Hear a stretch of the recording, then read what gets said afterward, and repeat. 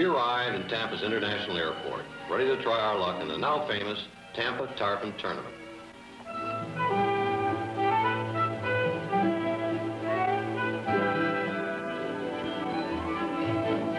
We arranged in advance to have a car waiting for us on our arrival. In addition to our fishing, we wanted to do a little sightseeing.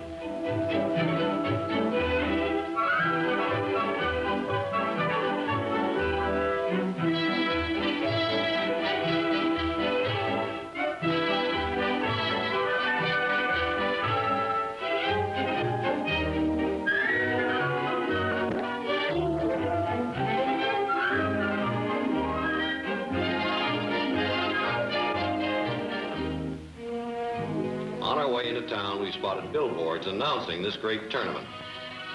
We looked at the skyline over the University of Tampa and saw a very modern city combined with the historical beauty of old Florida. Tampa is also one of the great shipping ports of the world. We took a brief look at the shrimp fleet, resting at dock during the day, washed down and ready for the nice work yet to come.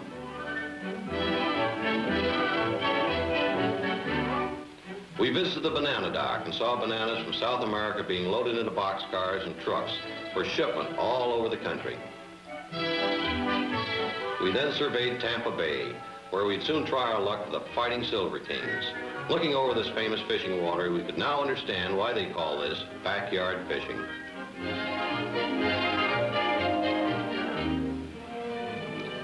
We didn't want to forget our Bubweiser, as necessary as our tackle box to make any fishing trip a success.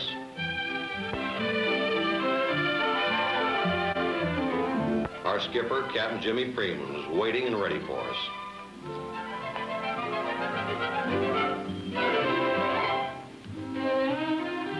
And away we went with high hopes that we could soon find the cure for this tarpon fever that had been plaguing us.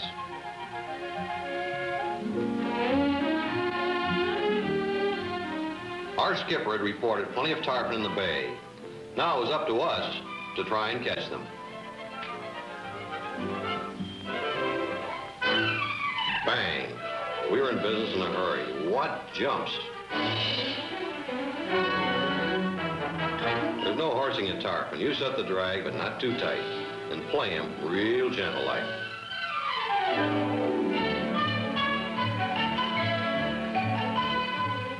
Now he was coming in close, but he still had plenty of spunk and was too green to try and gap.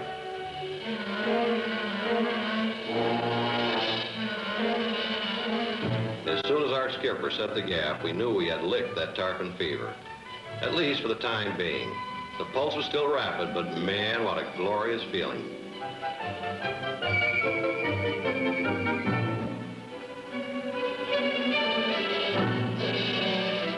Our Lady had one on in no time. Tampa Bay was sure producing for us. Watch that hat, but don't lose this silver beauty.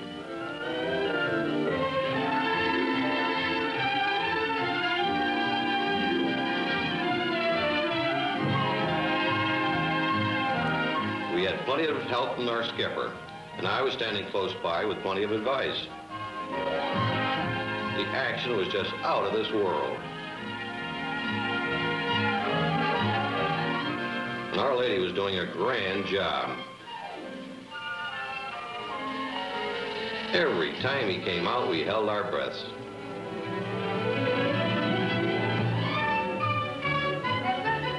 Now he was coming in real close. This was one fish we didn't want to lose. But he was still green, and I was breaking out in a cold sweat.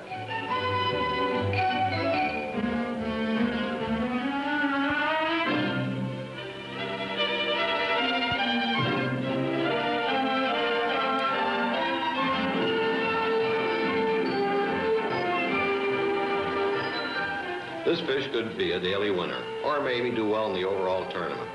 He was truly a beautiful tarpon.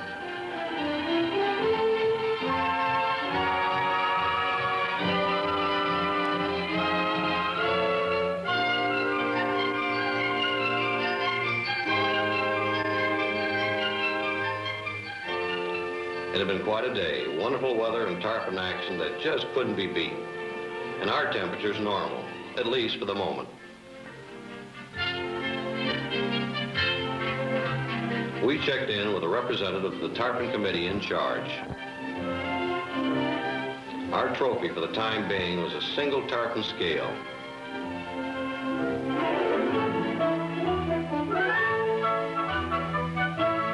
And it completely filled Our Lady's hand.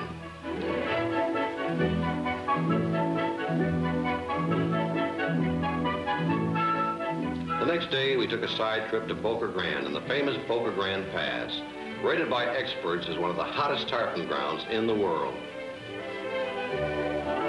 As we started out to the pass, we found we had another heaven-sent day.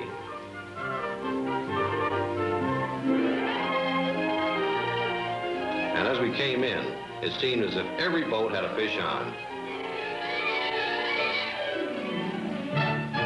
There were tarpon rolling all over the surface, a sight that would drive any fisherman crazy.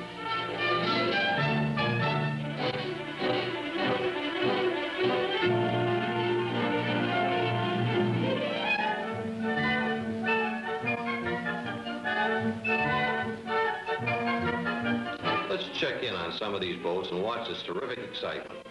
This is the type of fishing that makes a fisherman go all out.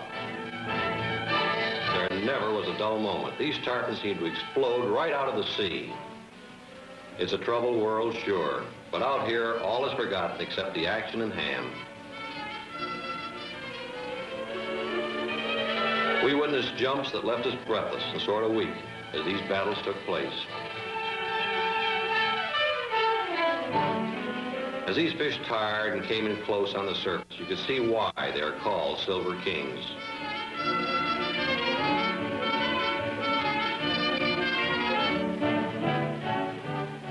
Battles were being waged on all boats. These sportsmen of Boca Grande were living a fisherman's dream come true. Some of these fish would go 15 feet in the air. They never stopped fighting.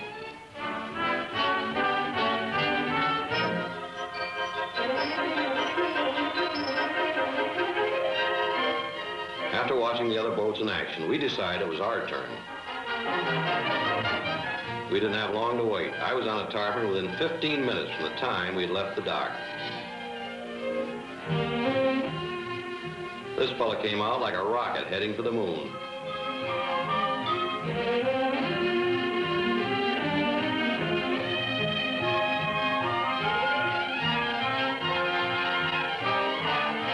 When they sound, you put on just enough pressure to bring them back up.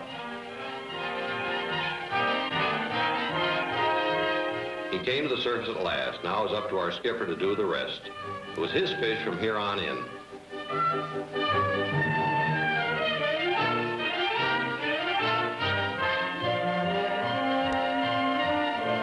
Before I could stop shaking and take a good breath, we had our next fish on. As soon as they peeled that hook, they leaped for the sky.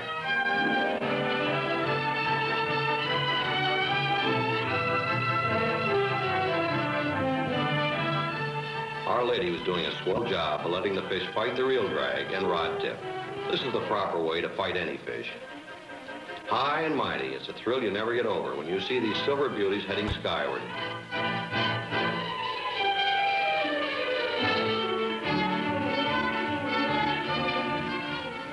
And there he came after a fierce scrap. But he would be released to do battle another day.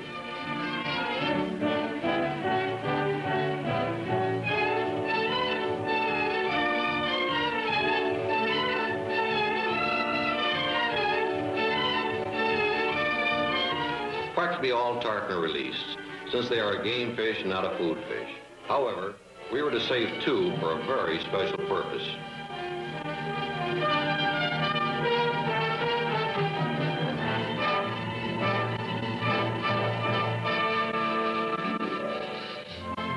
Back we went to the inlet, tired, yes, but what a day it had been. The next day, thanks to our skipper, Dwayne Futch, we'd been invited to do a bit of conservation work. A big hammerhead shark had been playing havoc with many of the tarpon. The skippers at Boca Grande do a swell job to clear these savage scavengers from the pass. Here are two of the fish we did keep. These fish were to be our bait come tomorrow.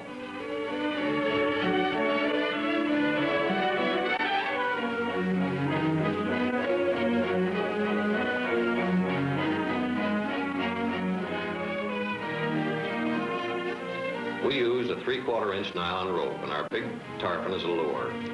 We wondered if we could do it. If we raised Mr. Shark, the tarpon would be hauled in close enough so that our skipper could do the job with a harpoon. Dwayne had his harpoon ready. Would he come up? That was the big if.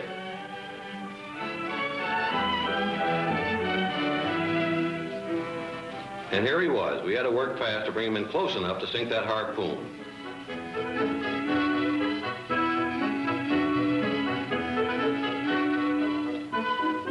There went the iron and made a clean hit. That 3/4-inch line fairly smoked as he ran it out. Now, if that harpoon would only hold. We had a monster on. He was towing us all over the pass. And it was sure hot work for our skipper.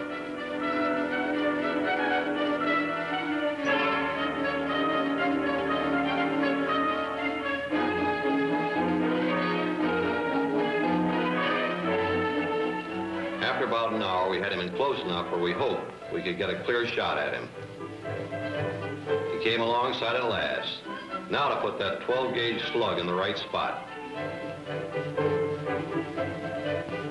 It was a good shot, and here was one shark that would take no more tarpon. That gun was kept ready just in case.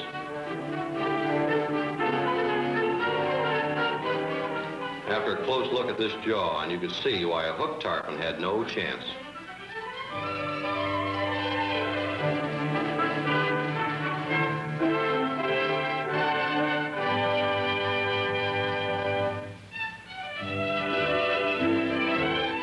It was a good job completed, and what a day. And this was a perfect time to relax and enjoy that king of beers, Bubweiser. Well, we had cured our tarpon fever and had an added thrill that we never expected. We headed back to the dock for a look at this killer who had been doing so much damage.